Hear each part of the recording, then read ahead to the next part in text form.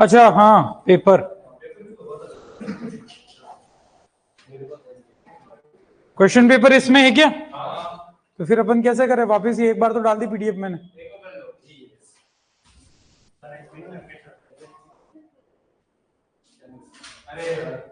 कुछ नहीं होगा, ठीक है, नोट डबल चालू कर देंगे या इसी में करें? पीडीएफ होगी ना वो तो इसमें, तो फिर बोल इसमें नहीं है, मेरे को दे दो, कोई दिक्कत नहीं, ये तो मेरे पास है, तेरे फोन में रहता है वैसे। चलो बढ़िया, तेरे 10 आंसर होंगे, मैं और कंफ्यूज हो जाऊंगा। आंसर तूने सारे तो राइट के राइट लगा रखे हैं, कोई बात, मेरे पास होगा पेपर, कोई दिक्कत नहीं। सबसे पहले अपन पेपर डिस्कस कर लेते हैं ना, ये तेरे पास रहते हैं ना।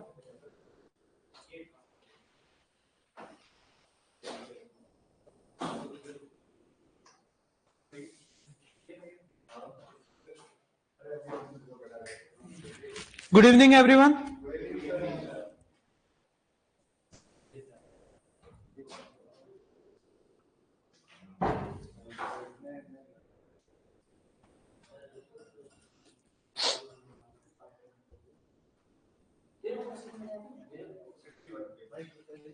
यस,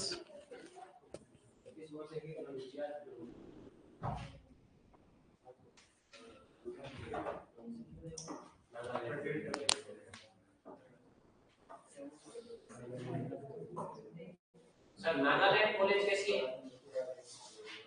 देखा नहीं भाई मैंने अभी।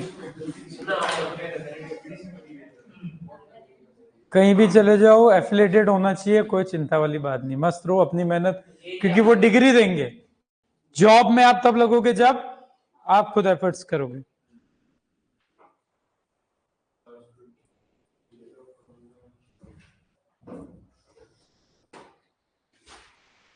तो फर्स्ट क्वेश्चन था अपना जंप, ठीक है, पेपर डिस्कस कर लेते हैं। सबसे फर्स्ट क्वेश्चन था अपना jump class concept was proposed by, ठीक है, first option Mendel, second de Vries, third Aristotle और आंसर है वीजमैन, ठीक है, अगस्त वीजमैन। ये कई बार क्वेश्चन, आवाज नहीं हुई, अब आवाज नहीं आनी चाहिए। अगस्त वीजमैन इनका पूरा नाम है, और वीजमैन के नाम से एग्जाम में कई बार क्वेश्चन पूछा गया है, ठीक है। The cross between recessive to its hybrid और F1 plant is called test cross. सभी को पता है, रिसेसिव का है तो, और ये रिसेसिव का हाइब्रिड के साथ या फिर F1 का, वो एक ही बात है। A child of O blood group, ठीक है, a child of O blood group has B blood group father, the genotype of father would be. अब ठीक है, ये क्वेश्चन ऐसा एग्जाम में कई बार पूछा गया, वो बदल देगा ब्लड ग्रुप को इधर उधर, बाकी क्वेश्चन पूछेगा, बच्चे का दे देगा, फादर का दे देगा, एक दूसरे का पूछने को। अब यहां पर बोला है कि बच्चे का ब्लड ग्रुप है ओ, यानी कि हमें पता है कि ओ का जीनोटाइप क्या होता है, आई ओ, क्या होता है, आई ओ। अब उसने बोला कि हैज बी, उसके फादर का ब्लड ग्रुप बी इन्होंने बता दिया, तो फादर का बी ब्लड ग्रुप का जीनोटाइप कैसा है, आई ओ है या फिर आई बी बी के तो दो हो सकते हैं, ठीक है। तो अब इसने बोला है कि ओ है, और यहां पर अपने बोला है, तो यहां पर बच्चे का बता रहे हैं आई ओ, फादर का बोला है आई बी, अब दोनों मान सकते हैं, आई बी या फिर आई ओ। अब इन्होंने बोला है कि बच्चे का ब्लड ग्रुप क्या आ रहा है, आई ओ। ऐसा अगर आ रहा है, ब्लड ग्रुप फादर का दे दिया है, तो उसका जीनोटाइप क्या होगा, उसका जीनोटाइप कौन सा होगा, ये हो सकता है क्या, कभी भी नहीं हो सकता क्या, क्योंकि यहां पर एक आईयू एलील तो मदर से आ जाएगा, एक आईयू एलील किससे आना है, फादर से। तो ये वाला ब्लड ग्रुप तभी हो सकता है जब एक आईयू एलील फादर के अंदर होना चाहिए, और ऐसा कहां पॉसिबल है, इसके अंदर।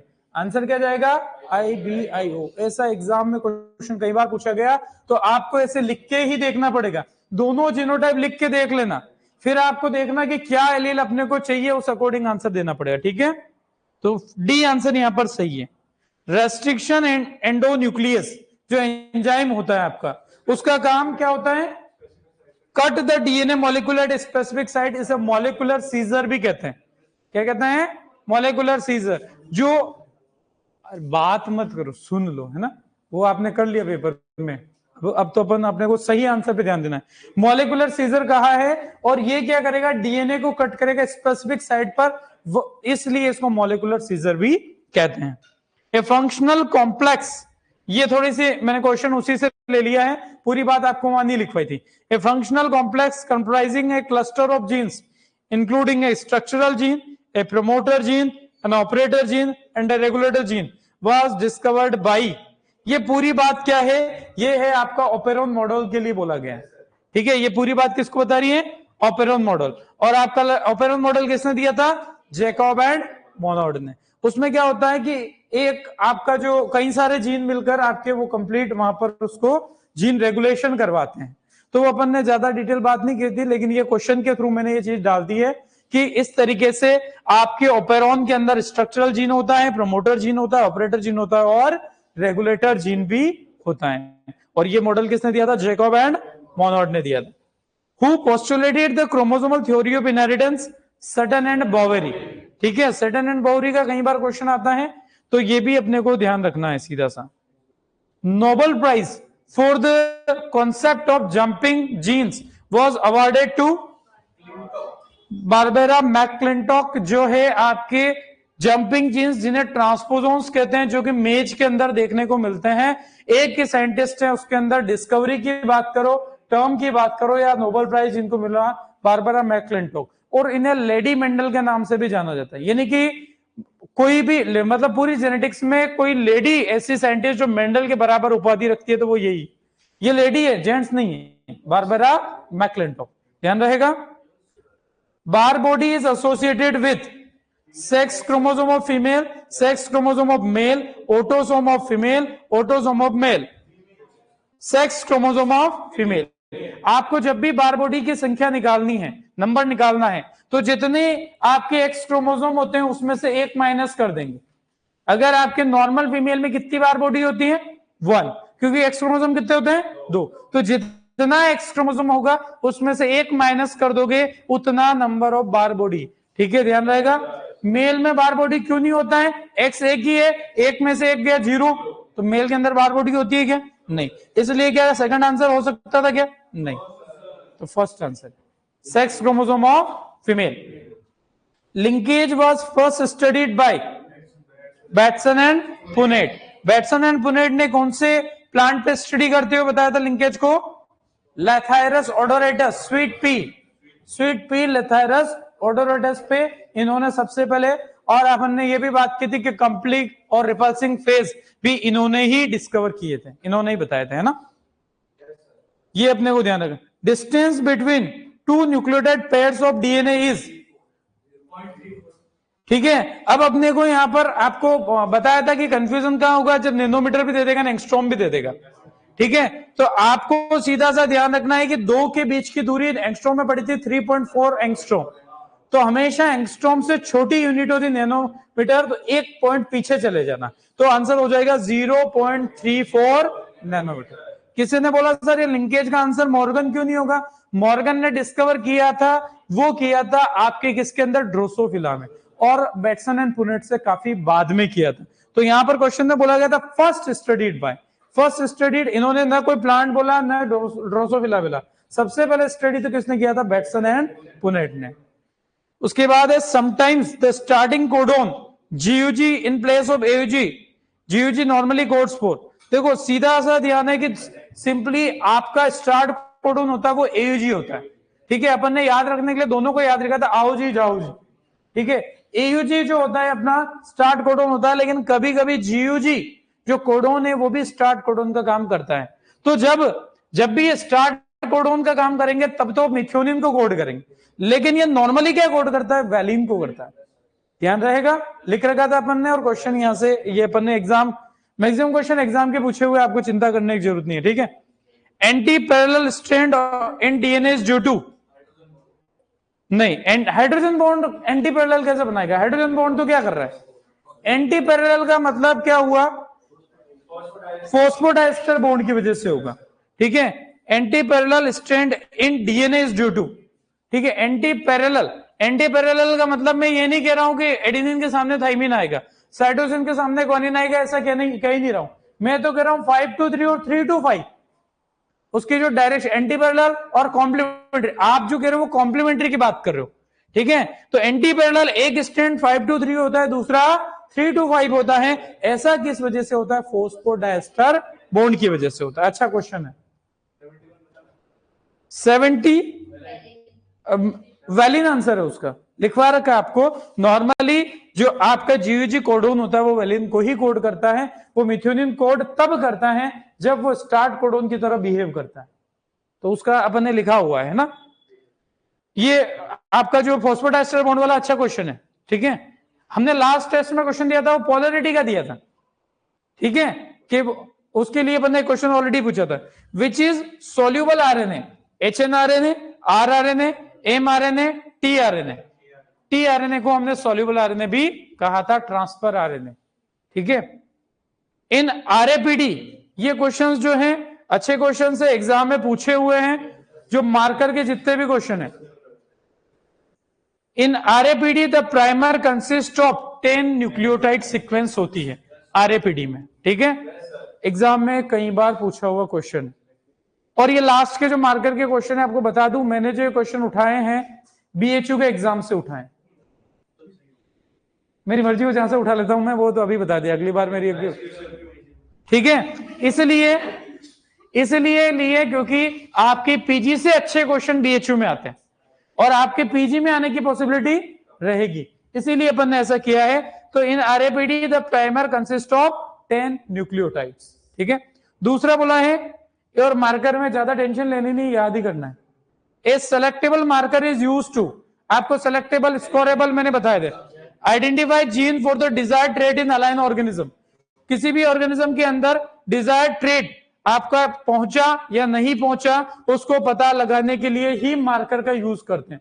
सेलेक्टेबल तो अपन ने अलग अलग कैटेगरी पढ़ी, यहां पर नॉर्मली मार्कर का भी आप कहो तो आंसर जाएगा सेकंड वाला, कि कोई डिजायर्ड जीन आपका वहां पर है कि नहीं, उसको आइडेंटिफाई करने में। Which of the following molecular marker is not based on the technique of PCR? एक अकेला मार्कर, पीजी में भी इसका 2 बार क्वेश्चन पूछा जा चुका है, बाकी एग्जाम में भी कई बार पूछा है। नॉन पीसीआर बेस्ड बोल दे, या ऐसा भी बोल दे कि कौन सा मार्कर पीसीआर बेस्ड टेक्निक नहीं पर बेस्ड नहीं है, तो RFLP। और इसका सिंपल आंसर इसलिए ऐसा है क्योंकि पीसीआर की डिस्कवरी से पहले RFLP मार्कर आ चुका था। क्लियर है बात?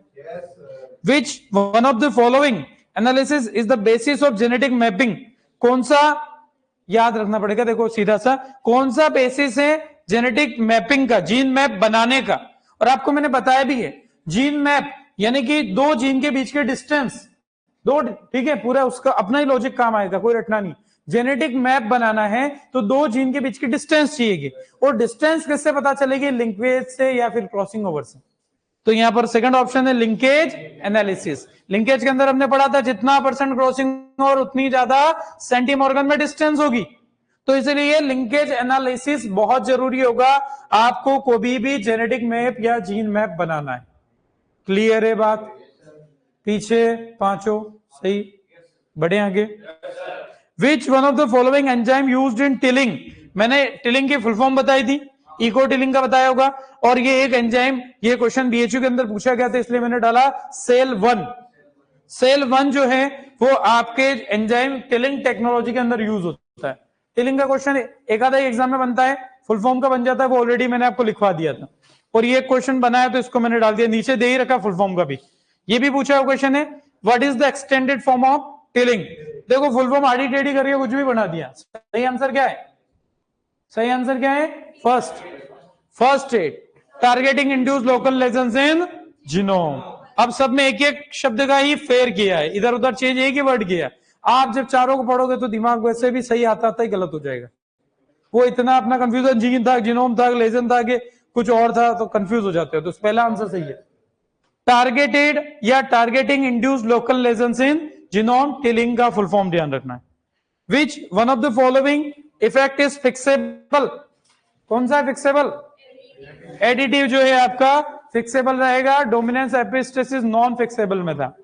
ठीक है, आगे और कहीं से अच्छे अच्छे आपके जो क्वेश्चंस मार्कर के पूछे जा सकते हैं वो नेक्स्ट क्वेश्चन पेपर में और डालेंगे, ताकि क्या होगा कि आपके, एक बात ध्यान से सुन लेना, अब आवाज मत करो, एक बात ध्यान से सुन लेना, जितने टेस्ट पेपर आपके हो रहे हैं, अब अभी तक आप क्या कर रहे हो, उन टेस्ट पेपर की एक फाइल जैसा बना लेना, इकट्ठे करके रखना सारे। उससे क्या होगा, जब आप लास्ट में प्रिपरेशन करोगे तो वो टेस्ट पेपर में से बहुत सारे क्वेश्चन आपके फाइनल एग्जाम्स के अंदर आएंगे। फाइनल का मतलब जो आप पीजी का एग्जाम दोगे, बीएचयू का एग्जाम दोगे और कोई दोगे सीयूटी का, तो वहां पर वो क्वेश्चंस आपको देखने को मिलेंगे। इसलिए वो पेपर जितने भी है सही आंसर की के साथ इनको संभाल के रखना। कहीं भी आंसर का डाउट है तो पर्टिकुलर आपके उस टीचर से कंसर्न कर लेना, लेकिन सही आंसर पता रखना। ऐसा नहीं है कि नहीं मैंने जो आंसर लगाया था वही मैं याद रखूंगा, ऐसा नहीं, मैं तो गलत लगाया हूं, वहां गलत याद नहीं करना। बढ़े आगे, चलो ठीक है, आगे अपन बात करें यहां पर।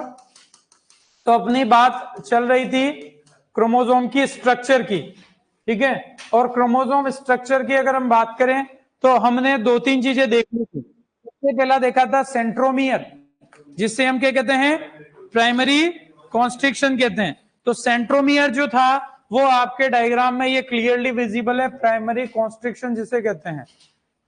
ठीक है, दूसरी बात आपके जहां पर काइनेटोकोर भी आपको मैंने बता दिया था जो क्वेश्चन बनाता है। दूसरी बात हमने बात करी थी सेकेंडरी कॉन्स्ट्रक्शन, जो एनओआर ही है एक तरीके से, या related to NOR. Secondary constriction जो होता है वो शॉर्ट आर्म ऑफ क्रोमोसोम पे होता है, ये सेंट्रोमियर से थोड़ा दूर होता है, और इसकी वजह से जो एक आपके टर्मिनल पोजीशन पर एक पॉइंट निकलेगा, उसको बोलेंगे सैटेलाइट। क्या बोलेंगे? सैटेलाइट। और ऐसा क्रोमोसोम जिसमें सैटेलाइट प्रेजेंट होता है या सेकेंडरी कॉन्स्ट्रक्शन होता है उसे कहते हैं सैटेलाइट क्रोमोसोम या सेट क्रोमोसोम अपन कहते हैं। ध्यान रहेगा, ठीक है। तो ये तो दो अपन देख लेते हैं, अब तो सिंपल से चीज है। तीसरा अपन बोलते हैं टीलोमियर। क्या कहते हैं?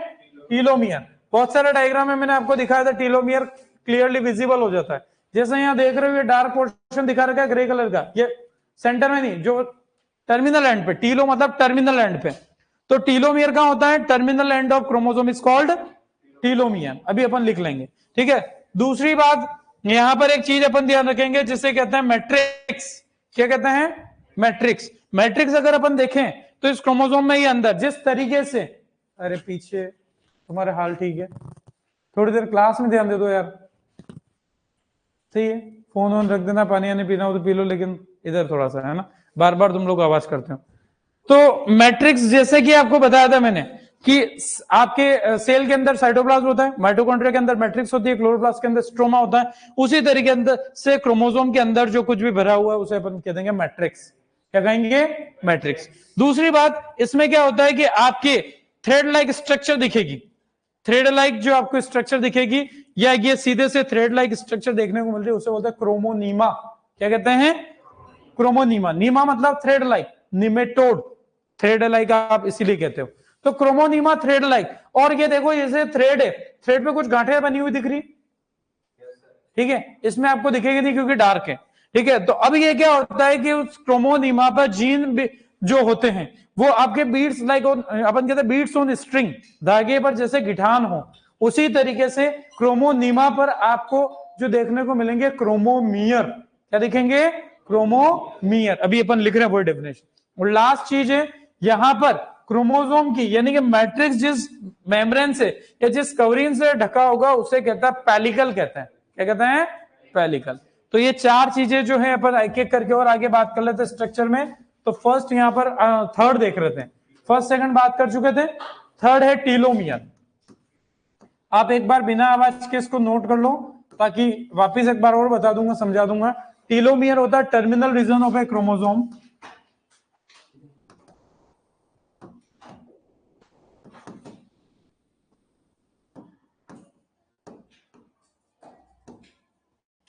ऑन आइदर साइड या बोथ साइड कह सकते हो।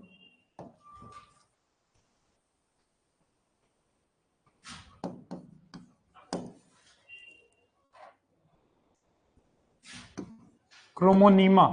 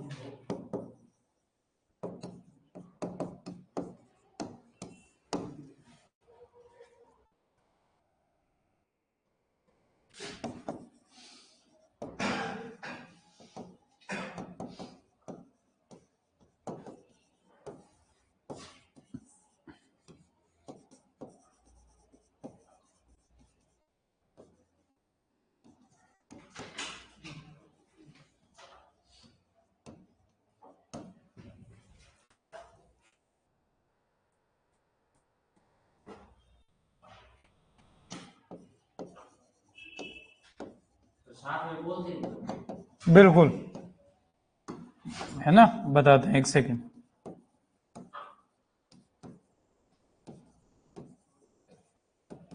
क्लास सुन हो जाती है, इसको भी लगता है कि यार क्या कर रहे हैं अपन, है ना।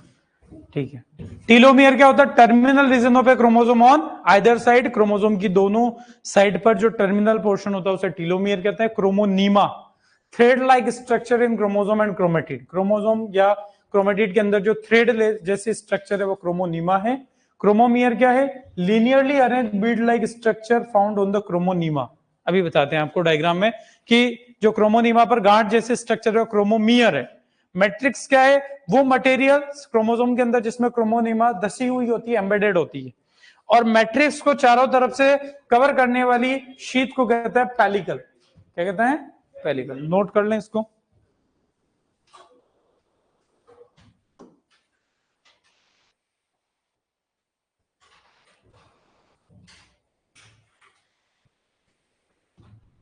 सबने कर लिया नोट? तो इसमें कहीं डाउट है क्या? क्रोमोसोम है, क्रोमोसोम का टर्मिनल एंड जो है उसे कहा है टीलोमियर। ठीक है, दूसरी बात क्या है? क्रोमोनीमा, अंदर थ्रेड लाइक स्ट्रक्चर दिख रही थी, वो थ्रेड लाइक क्रोमोनीमा। ठीक है, thread like structure in chromosome and chromatid. Chromosome है तो दोनों क्रोमेटिड होती है, एक क्रोमेटिड एक ही होती है, इसलिए ऐसा लिखा है।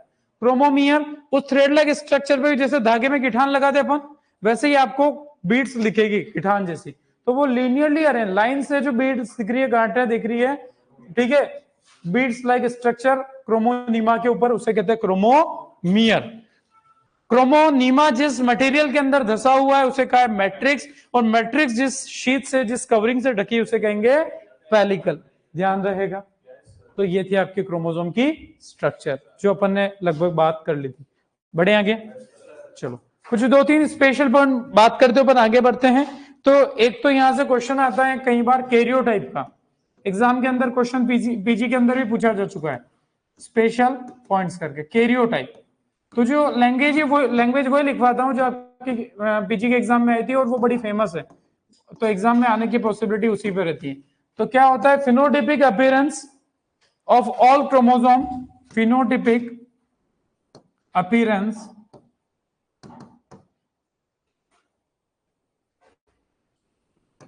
of all chromosomes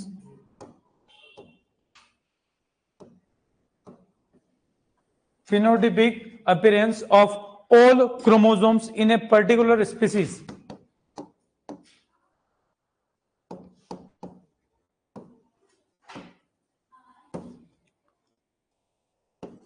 chromosome chromomere protein होते हैं क्या? नहीं, प्रोटीन तो अपन नहीं कह सकते क्रोमोमियर को, क्योंकि एक्चुअली जीन है, और जीन आपका न्यूक्लिक एसिड डीएनए ही है, इसलिए उसको अपन प्रोटीन नहीं कहते, वो न्यूक्लिक एसिड होता है। एक यहां पर बात और ध्यान रखेंगे, इडियोग्राम, ये भी एग्जाम में कई बार क्वेश्चन बनता है। डायग्रामेटिक रिप्रेजेंटेशन, इडियोटाइप अलग होता है, जो अपन पढ़ चुके हैं।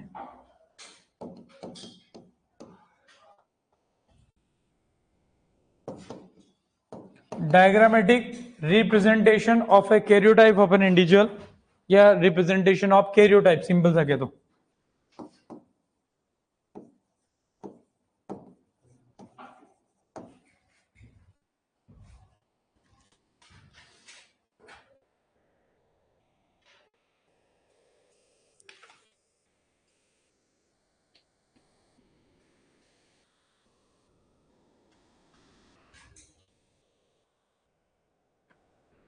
यह नोट। अब यहां पर दो चीजें, दोनों पर एग्जाम में क्वेश्चन आता है, और इसका पीजी के अंदर एक या दो बार क्वेश्चन आ भी चुका है। तो कैरियोटाइप क्या होता है, और सेम जो डेफिनेशन अक्सर एग्जाम में आती है वही अपन ने लिखी, और पीजी के एग्जाम में भी आई थी, phenotypic appearance of all chromosomes in a particular species. ठीक है, तो कैरियोटाइप का मतलब किसी स्पीसीज के अंदर जितने क्रोमोसोम, जैसे फॉर एग्जांपल हम ह्यूमन के अंदर 46 की बात करते हैं, ठीक है, मेज है तो 20 की बात करेंगे, तो वो सारे क्रोमोसोम को एक साथ फिनोटिपिकली अगर देखने की बात करें तो उसे कहते हैं कैरियोटाइप। ठीक है, अब इसको अगर डायग्राम फॉर्म में अगर अपन रिप्रेजेंट करें, उस डायग्राम को बोलते हैं इडियोग्राम बोलते हैं। क्या बोलते हैं? आइडियोग्राम भी कह देते हैं, या इडियोग्राम कह दो। तो इसके अंदर क्या करते हैं कि क्रोमोसोम को एक ऑर्डर में अरेंज करते हैं, छोटे से बड़े या बड़ा से छोटा, वो अपने को कोई नहीं पूछ रहा। तो सीधा सा है कि जो टोटल कैरियोटाइप में क्या है, जो टोटल क्रोमोसोम से उनको एक डायग्राम की फॉर्म में रिप्रेजेंट करना, उसे ही कहते हैं इडियोग्राम कहते हैं। इडियोटाइप अपन ने पढ़ा था, जैसे आइडियल प्लांट टाइप या मॉडल प्लांट टाइप अपन ने पढ़ा है, वो चीज अलग है, ये चीज अलग है, ध्यान रहेगा। तो यहां से क्वेश्चंस एग्जाम में कई बार बना है, तो ये अपने को ध्यान रखना। कंप्लीट सेट ऑफ क्रोमोसोम लिखवा रखा है सर आपने कैरियोटाइप, वो भी इसी की definition. Complete set of chromosome क्या हुआ है? All chromosomes. वो तो चाहो जितने लैंग्वेज बन जाए, इस बार मैंने लैंग्वेज वो लिखा है जो एग्जाम के अंदर पूछी गई है, बाकी अक्सर मैं वो लिखवाता हूं, complete set of chromosome of an individual. तो किसी भी इंडिविजुअल, किसी भी स्पीसीज के जो क्रोमोसोम के कंप्लीट सेट मतलब सारे क्रोमोसोम्स हो गए, तो वो भी आप लिख लो, किसी ने याद दिला दी तो कभी आ जाए एग्जाम में। Complete set of chromosomes of an individual,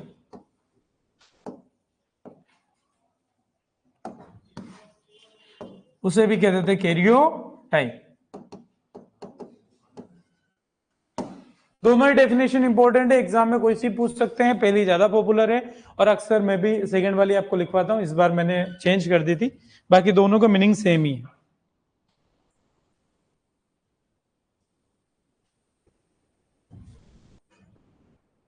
कर लिया नोट? बढ़े आगे, चलो। तो ये दो पॉइंट अपने ध्यान रखना। इसके बाद क्रोमोसोम की अपन ने बात कर ली, कुछ स्पेशल टाइप के क्रोमोसोम जिनसे क्वेश्चन बनता है। एक क्वेश्चन तो डबल के अंदर क्वेश्चन पूछा गया था हमारे टाइम पे, जो मुझे याद भी है, डिप्लोटीन क्रोमोसोम वाला, तो अभी बताता हूं। तो तीन तरीके के स्पेशल क्रोमोसोम अपन यहां पर देख लेते हैं, ठीक है। तो ये कर लिया ना नोट सबने? चलो, तो अगला अपन देखते हैं special type of chromosomes. Normal chromosome की स्ट्रक्चर पूरी बात कर चुके हैं अपन। कभी कभी क्रोमोसोम का स्पेशल टाइप भी देखने को मिलता है, स्पेशल टाइप ऑफ क्रोमोसोम्स। ज्यादा लंबी बात नहीं करके सिंपल एक एक दो पॉइंट में भी बात करें। सबसे पहला जो इसे अपन कहते हैं सलेवरी ग्लैंड क्रोमोसोम या giant chromosome. Salivary gland chromosome, या इसे जाइंट क्रोमोसोम भी कहते हैं, या इसे पॉली पॉलीटीन क्रोमोसोम भी कहते हैं। क्या कहते हैं? पॉलीटीन। तीनों क्रोमोसोम के लिए एक ही बात है, मतलब तीनों का नाम एक ही चीज के लिए है। पॉलीटीन भी कई बार एग्जाम में यूज हो जाता है। सलेवरी ग्लैंड ज्यादा पॉपुलर है। कई बार ये पूछ लेते हैं पॉलीटीन क्रोमोसोम किसको कहते हैं? सलेवरी ग्लैंड को ही कहते हैं। जायंट क्रोमोसोम किसको कहते हैं? सलेवरी ग्लैंड क्रोमोसोम को ही कहते हैं। जायंट भी पूछा गया, पॉलीटीन भी पूछा गया। इसको डिस्कवर किया था किसने? EG Balbiani. बालबियानी साइंटिस्ट ने। Discovered by EG Balbiani. तो डिस्कवर किया था ईजी बालबियानी ने। इसके अंदर Chironomus larva of Drosophila, in Chironomus larva of Drosophila. आगे की बात ध्यान रह जाए तो अच्छी बात है, लेकिन बालबियानी साइंटिस्ट का नाम ध्यान रखना है। ड्रोसोफिला का जो लार्वा है, ड्रोसोफिला आपको पता ही, आपको एक फ्रूट फ्लाई है, तो उसका जो लार्वा है उसके अंदर सबसे पहले इन्होंने चिरोनोमस लार्वा उसको बोला है। उसके अंदर सलिवरी ग्लैंड क्रोमोसोम को सबसे पहले देखा था किसने? ईजी बालबियानी नाम के साइंटिस्ट ने। क्लियर है बात?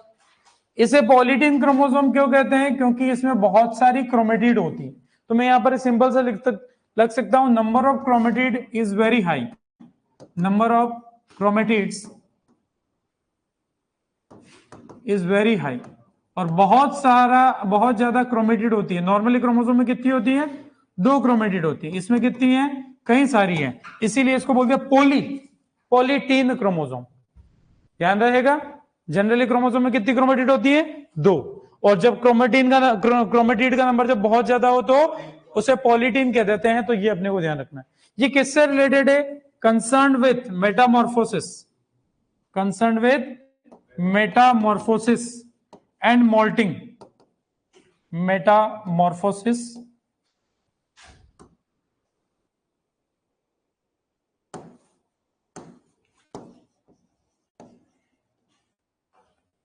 And moulting. ठीक है, मेटामॉर्फोसिस सभी को पता है क्या होता है, एंटो में पढ़ा होगा।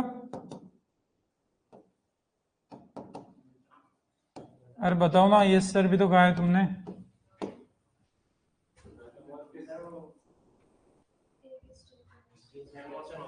आपका लार्वा एक एडल्ट, जो आप कहते हो ना, वो जो स्टेजेस आती है इंसेक्ट के अंदर, वो जो आप कहते हो कि भाई लार्वा है, आप और क्या बोलते हो, मेरे दिमाग से निकल रहा है, 4 चीजें होती हैं। प्यूपा, लार्वा, प्यूपा, ठीक है, एक लार्वा, प्यूपा और एडल्ट। तो ये जो चारों स्टेजेस है ये आपके कहलाएगी मेटामॉर्फोसिस। ठीक है। मोल्टिंग का मतलब क्या होता है? स्किन को हटा देना, जैसे सांप करता है। ठीक है, तो उस तरीके से मोल्टिंग कहो या फिर मेटामॉर्फोसिस से रिलेटेड कौन सा क्रोमोसोम है? सलेवरी ग्लैंड क्रोमोसोम है। ठीक है। उसके अलावा अपन यहां पर ध्यान रखें कि मोल्टिंग हार्मोन कौन सा होता है? इक्डाइसिन होता है। तो मोल्टिंग हार्मोन से रिलेटेड आपका क्रोमोसोम कौन सा है? तो भी यही ध्यान रखेंगे। तो यहां पर अपन सिंपल से ध्यान रखें, related to moulting hormone, related to moulting hormone. इंडो में कई बार क्वेश्चन पूछा जाता है मोल्टिंग हार्मोन कौन सा है? तो इक्डाइसन।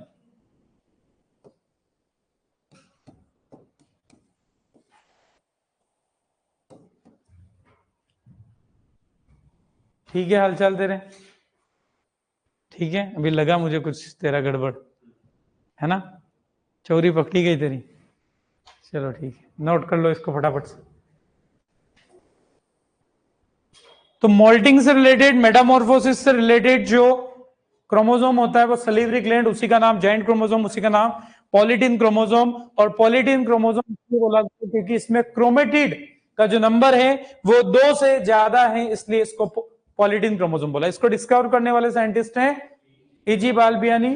तो आपको ये 3-4 लाइनें ही इसकी ध्यान रखनी है जब भी क्वेश्चन बनेगा, इनके नामों पर, साइंटिस्ट पर, या मेटामॉर्फोसिस मोल्टिंग से रिलेटेड कौन सा है? तो सलिवरी ग्लैंड क्रोमोसोम। ठीक है, सलिवरी ग्लैंड मतलब लार ग्रंथि जिसको कहते हो, लेकिन वो हमारी सलिवरी ग्लैंड से मतलब नहीं, वो इंसेक्ट से रिलेटेड। क्लियर है बात? इसका डायग्राम होगा पर वो अपने समझ कुछ नहीं आएगा, फिर भी एक बार बता देता हूं। डेफिनेशन आपको कोई नहीं पूछेगा, डेफिनेशन के लेवल पर अगर अपन जाएं तो वाकई में जा सकते हैं, लेकिन इसके डायग्राम को दिखा देता हूं, देख के आप कहोगे सर हमारे क्या काम का है। सलिवरी ग्लैंड क्रोमोसोम कुछ ऐसा क्रोमोसोम होता है जिसके अंदर बालबियानी रिंग, जिन साइंटिस्ट ने डिस्कवर किया उन्हीं के नाम पर बालबियानी रिंग्स देखने को मिलती हैं। यहाँ पर बहुत सारी रिंग देखने मिलती है। Inter band, dark band, mRNA, क्रोमोनिमेटा, क्रोमोनीमा जो भी कहा उसी को क्रोमोनिमेटा कहते हैं। क्रोमोसोम पफ, जो फुला हुआ पोर्शन उसे पफ कहते हैं, ठीक है, जहां पर बाल्बियानी रिंग भी देखने को मिलती है। उसके अलावा क्रोमोनिमेटा, इंटरबैंड, वो कोई चीज दिखी है, giant chromosome, dark band, Balbiani ring. तो ये किसके कंपोनेंट है? बाल्बियानी रिंग किससे रिलेटेड है? कोई नहीं पूछता है, एक आपकी संतुष्टि के लिए दिखा दिया, लेकिन देखने के बाद कुछ भी समझ में नहीं आया, हमें कोई जरूरत नहीं उसकी। आप पर ये रहता है दिमाग में, सर होता है कैसे? नॉर्मल क्रोमोसोम आपने बता दिया। एक्चुअली स्ट्रक्चर ऐसे इसलिए है क्योंकि यहां पर क्रोमेटिड का नंबर बहुत ज्यादा है, उसकी वजह से कोई डेंस स्ट्रक्चर बन रही है। बात आ रही समझ में? चलो अगला अपन बात करते हैं जिसको कहते हैं लैंप ब्रश, या फिर जिसको अपन कहेंगे डिप्लोटीन क्रोमोसोम, जो आपके पूछा गया था डब्ल्यू के अंदर क्वेश्चन कि लैंप ब्रश क्रोमोसोम को कौन से स्टेज में देखा जा सकता है? तो डिप्लोटीन स्टेज में। आप मियोसिस के अंदर प्रोफेज फर्स्ट की 5 सब स्टेजेस पढ़ते हो, जिसमें एक आएगी डिप्लोटीन, ठीक है ना? तो लेप्टोटीन, लेप्टोटीन, जाइगोटीन, पेकाटीन, डिप्लोटीन और डाइकाइनेसिस। डिप्लोटीन स्टेज के अंदर देखा गया, इसीलिए इसका एक नाम और रख दिया आपने, क्या रखा? Diplotene chromosome. देखते हैं, दो ही बात देखनी है, तो सेकंड यहां पर स्पेशल है जिसे अपन कहेंगे lamp brush, lamp brush chromosome या diplotene chromosome.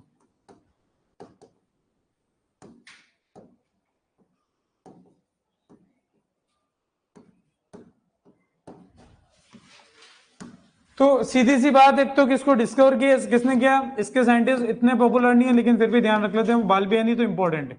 Fleming and Ruckert, discovered by Flemming and Ruckert, दो साइंटिस्ट जिन्होंने इसको डिस्कवर किया था, लैंप ब्रश क्रोमोसोम को, फ्लेमिंग एंड रकर्ट ने। दूसरी बात, कहां पर किया था? From oocytes of vertebrates, from ऊ साइड्स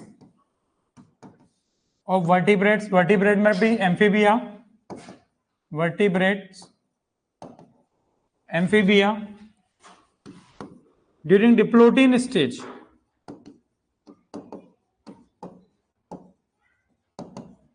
इसीलिए इसका नाम रखा गया डिप्लोटीन क्रोमोसोम। डिप्लोटीन स्टेज क्या है आगे आ रही है, पढ़ने में बात करेंगे उसके बारे में भी। तो आपको मेन चीज, साइंटिस्ट का नाम कौन से स्टेज में देखा गया? तो डिप्लोटीन में, इसीलिए इसका नाम रखा गया डिप्लोटीन क्रोमोसोम। ये किससे रिलेटेड है? वाइटेलोजेनेसिस से रिलेटेड है। वाइटेलोजेनेसिस क्या होता है? योग फॉर्मेशन, कंसर्न विथ वाइटेलोजेनेसिस। और वाइटेलोजेनेसिस क्या होता है? फॉर्मेशन ऑफ योक। एक तो सबको पता है क्या होता है? एक, ठीक है, एक के अंदर योक होता है, ठीक है। तो योक का फॉर्मेशन से रिलेटेड जो क्रोमोसोम होता है आपके, उसे कहते हैं lamp brush chromosome, diplotene chromosome भी कहा जाता है।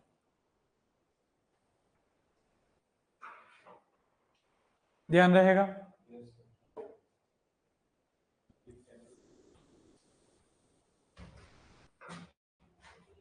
तो क्वेश्चन इसी पर बना था, डब्ल्यू 2018 में एग्जाम हुआ था, 2015 वाली हमारी जो वैकेंसी, उसमें ऐसा क्वेश्चन पूछा गया था कि लैंप ब्रश क्रोमोसोम को किस सेल स्टेज, कौन सेल डिवीजन के स्टेज में देखा जा सकता है? तो डिप्लोटीन स्टेज, ठीक है ना। अब एग्जैक्टली मुझे याद नहीं है, या फिर ऐसा भी हो सकता है कि इस क्रोमोसोम का दूसरा, या डिप्लोटीन क्रोमोसोम कौन से क्रोमोसोम को कहते हैं? तो लैंप ब्रश को कहते हैं। कुल मिलाकर डिप्लोटीन पे ही क्वेश्चन था। क्लियर है बात? सबने कर लिया नोट? बढ़िया आगे। चलो दूसरी बात अपन यहां पर बात करें तो ये डायग्राम है आपके डिप्लोटीन क्रोमोसोम का, लैंप ब्रश क्रोमोसोम का, ठीक है, जिसके अंदर लैंप ब्रश, जिस तरीके से अगर किसी ने देखा हो तो घरों में एक बोतल साफ करने का ब्रश होता है, बोतल ब्रश कहता है जिसको, ठीक है, उसी तरीके से इसमें वो पंखुड़ियां दिख रही है आपको वैसी, ठीक है। तो यहां पर लैंप ब्रश क्रोमोसोम दिखा है, enlarge view of part of lamp brush chromosome and one loop, ठीक है, ये एक लूप दिखा है, ऐसे बहुत सारे लूप दिख रहे हैं, एक लूप को यहां पर दिखाया है जिसके अंदर आपको क्रोमोसोम, मैट्रिक्स, प्रोटीन, आरएनए, सारी चीजें हैं, कोई नहीं पूछता है। कुल मिला के ये कैसा दिखता है? ब्रश जैसा, बोतल साफ करने के ब्रश जैसा, और इसे बोल देते हैं लैंप ब्रश क्रोमोसोम। ये ऐसा कुछ होता है जिसका एक आपके सामने कंपोनेंट अपन ने बड़ा करके दिखा रखा है। क्लियर है बात? कोई इनमें ज्यादा डिटेल जाने की जरूरत नहीं है, स्पेशल टाइप है, नॉर्मल की पूरी डिटेल आपको पढ़ा दी जो क्वेश्चन में आती है। उसके अलावा एक और होता है आइसोक्रोमोसोम। क्या कहते हैं? आइसोक्रोमोसोम। आइसो मतलब same.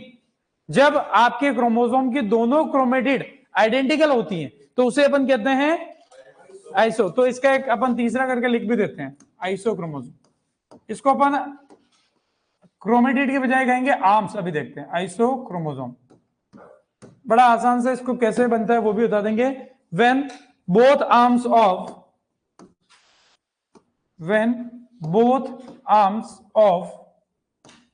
a chromosome are, both arms of the chromosome are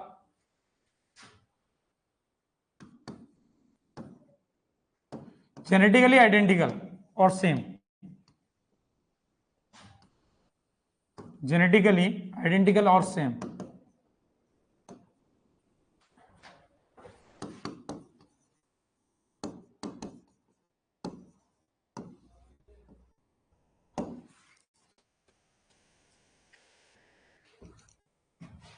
अब कैसा होता है उसी बात पे अपन आते हैं।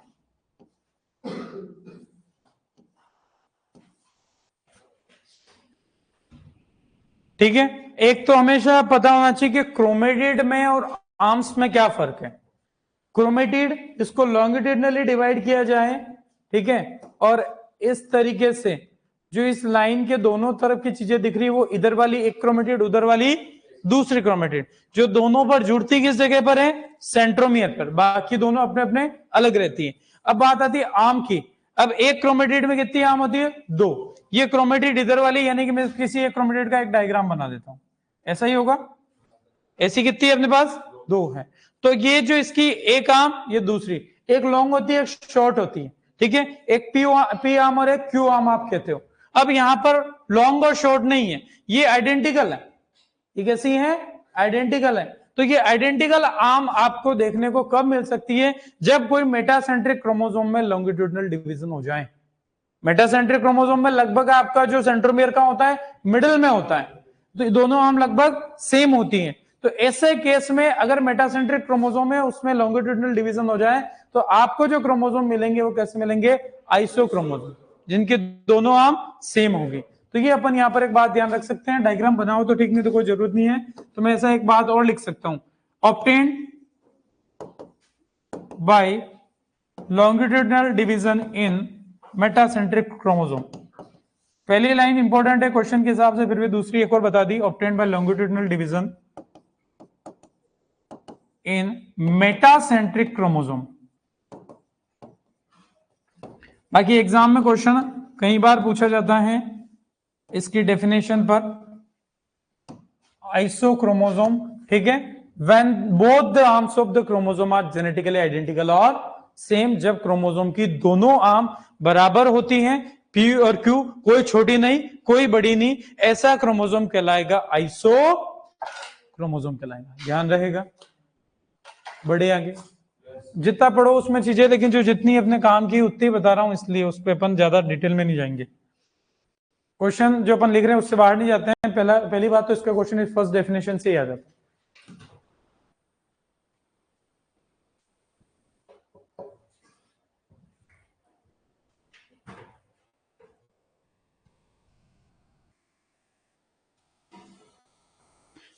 बिल्कुल, आपको मैंने ट्राइसोमिक में बता रखा है, प्राइमरी ट्राइसोमिक, सेकेंडरी ट्राइसोमिक और टर्शियरी ट्राइसोमिक।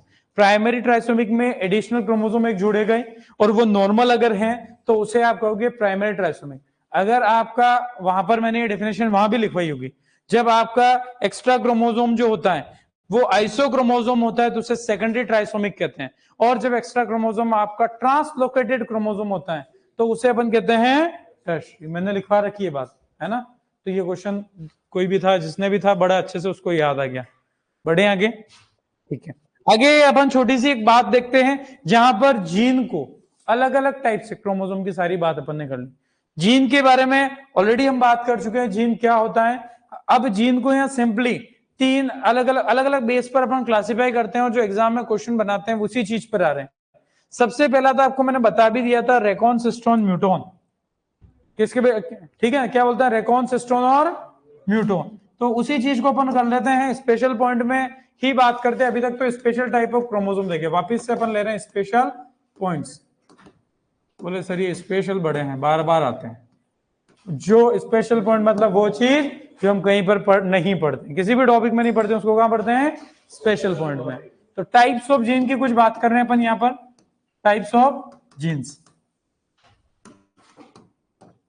अलग अलग बेसिस पर छोटी छोटी सी डेफिनेशन एग्जाम में क्वेश्चन बना देती हैं, तो इसलिए अपन इसको कवर करते चलते, बड़ा सिंपल सा है। तो टाइप्स ऑफ जीन के अंदर पहला है बाय बेंजर, बेंजर ने जो दिए थे, बेंजर। और एग्जाम में कई बार यही पूछ रहे थे क्वेश्चन कि ये बेंजर ने कौन कौन से टर्म दिए थे, या ये टर्म किसने दिए? साइंटिस्ट 1955 में। साल नहीं याद रखना है, बेंजर नाम याद रखना है। कौन कौन से तीन थे? सबसे पहले आपको बताया रेकॉन, सिस्ट्रॉन और म्यूटोन। जैसे याद रखो, रेकॉन, सिस्ट्रॉन और म्यूटोन। एग्जाम में क्वेश्चन इसका ये पूछा गया है, कौन किसकी यूनिट होता है। दूसरी बात, ये टर्म किस साइंटिस्ट ने दिए, ठीक है। या फिर कभी पूछेंगे कि which term is not proposed by Berger, तीन होंगे, चौथा कुछ उठपटांग डाल देगा। रेकॉन क्या होती है? Recombination unit. क्या कहेंगे? रिकॉम्बिनेशन, यानी कि क्रॉसिंग ओवर कह सकता हूं, recombination oblique crossing over unit, unit of recombination भी आप इसको बोल सकते हो, एक ही बात है। दूसरी बात, फंक्शनल या ट्रांसक्रिप्शनल यूनिट।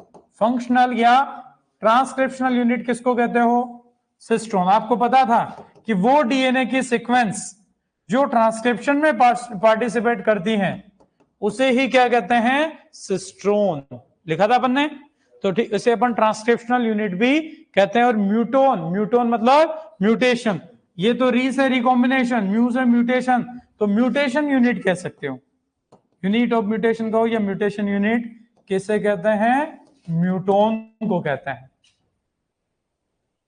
बेंजर ने 3 जीन के टाइप दिए थे, ठीक है, अलग अलग तरीके से कह सकते हैं अपन। दूसरा जो अपन बात करेंगे यहां पर, based on nucleotide sequence, based on nucleotide sequence.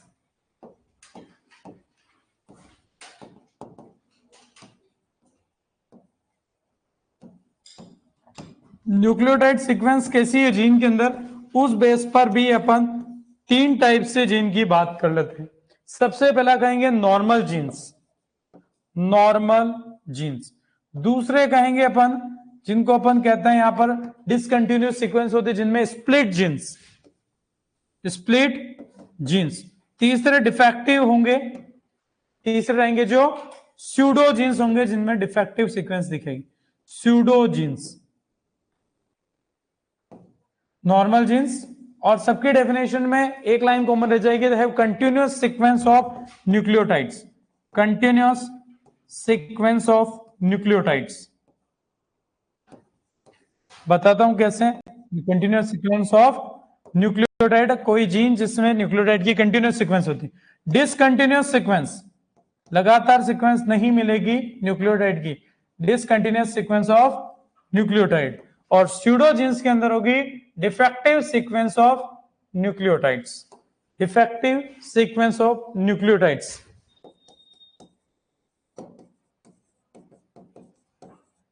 which are non-functional, which are non-functional। समझते हैं बात को।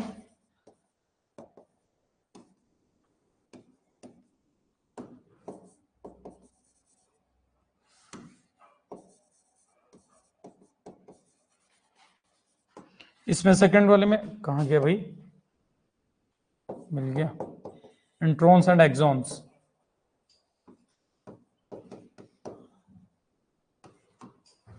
एक बार नोट करो, इसको बताते हैं आपको।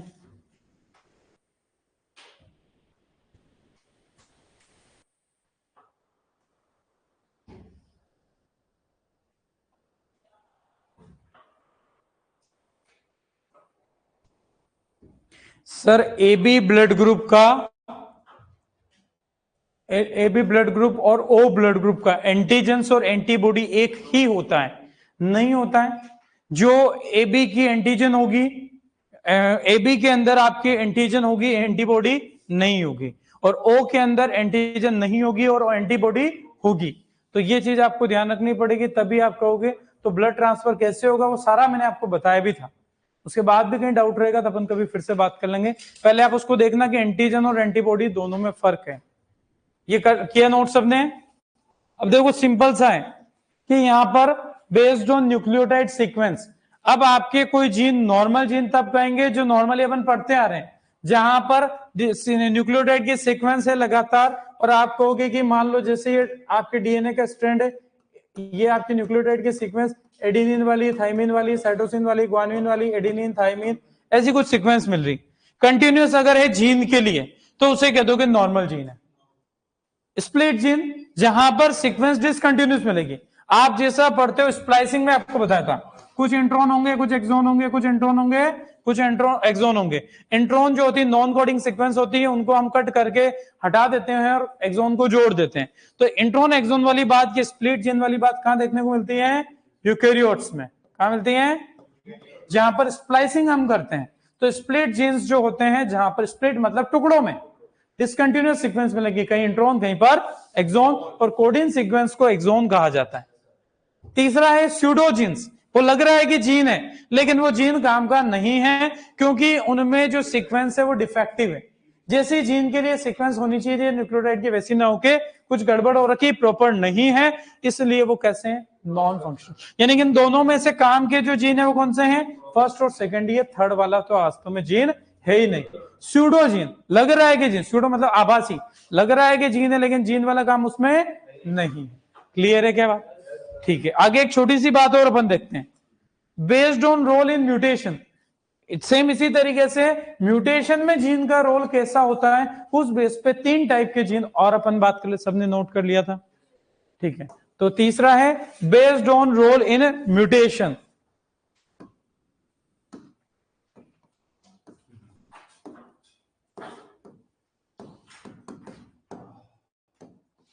म्यूटेशन में कैसा रोल रहेगा उस बेस पर। पहला अपन यहां पर कहेंगे, 3 यहां पर भी अपन देख लेते हैं, म्यूटेबल, म्यूटेटर और एंटी म्यूटेटर। 3 टाइप के जीन हो जाएंगे। म्यूटेबल जीन,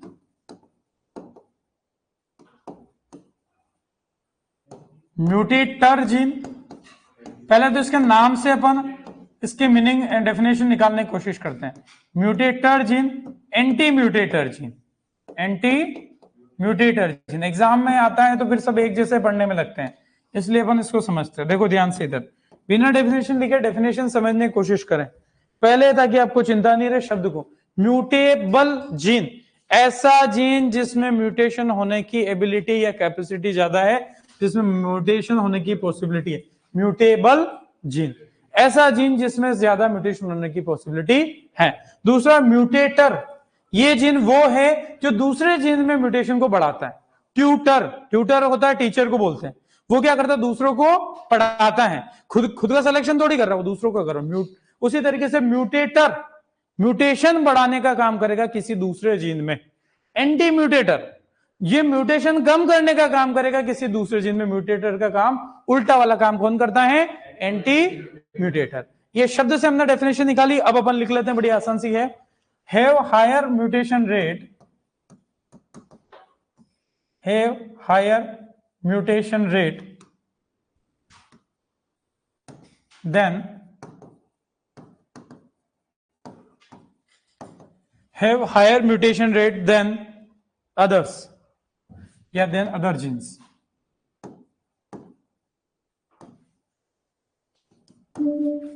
दूसरा अपन यहां पर कह रहे हैं म्यूटेटर, तो एनहांसेस म्यूटेशन रेट, एनहांसेस या इंक्रीज, एनहांसेस और increase mutation rate of other jeans.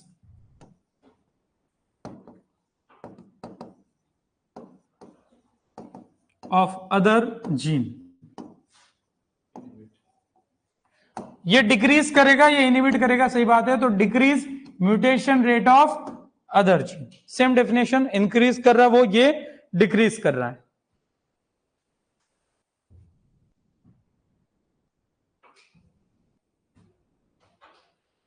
Exam में कई बार क्वेश्चन बन जाते हैं और ऑप्शन में ऐसे ही 3-4 नाम लिखेगा कि आप सोचते ही रहोगे। तो पहले उसका मीनिंग निकालना सीखें। म्यूटेबल, 2-3 वर्ड और बता रहा हूं, उसके बाद आज की क्लास खत्म कर रहा हूं, है ना। म्यूटेबल यानी कि ऐसा जीन जिसमें दूसरे जीन की तुलना में म्यूटेशन की रेट ज्यादा है, वो म्यूटेबल। म्यूटेटर, जो दूसरे जीन में म्यूटेशन को बढ़ाएगा। एंटी म्यूटेटर जो दूसरे में म्यूटेशन के रेट को कम करेगा। नोट लगा के 3 टर्म्स और देख रहे हैं जो एग्जाम में क्वेश्चन बनाते हैं, उसी पर आते हैं। सबने नोट कर लिया था? चलो ठीक है, पहले तीनों डेफिनेशन चुपचाप नोट कर लो, उसके बाद तीनों के बारे में डिस्कस कर लेते हैं। सबसे पहला बात करते हैं स्यूडो एलील्स।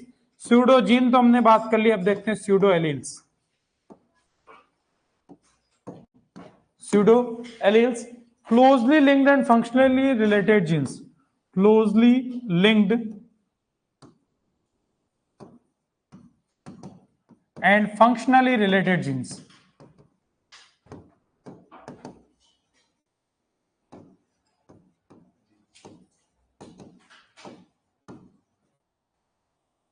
दूसरा अपन यहां पर ध्यान रखेंगे overlapping jeans.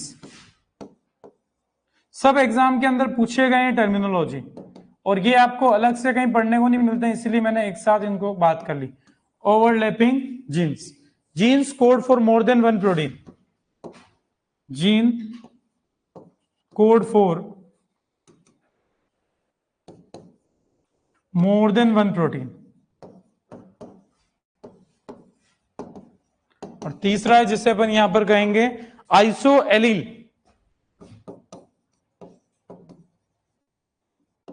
Iso allele, alleles which have similar, alleles which are similar in its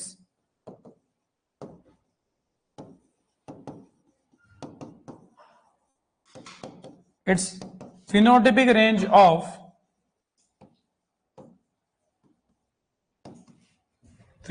range of a mutant character।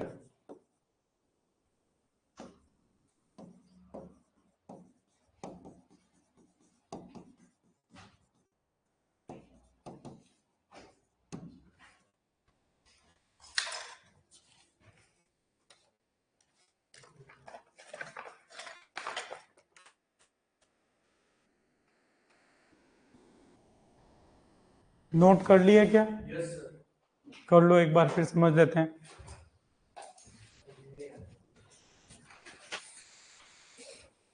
तो यहां पर 3 चीजें हैं। सबसे पहले स्यूडो एलील। थोड़ी देर पहले अपन ने स्यूडो जीन पढ़ा है। स्यूडो जीन वो होता है जिसमें न्यूक्लियोटाइड की सीक्वेंस डिफेक्टिव होती है और वो जीन नॉन फंक्शनल होते हैं। ये बोला स्यूडो एलील, तो क्या बोला? Closely linked and functionally related gene. ये जीन क्या है?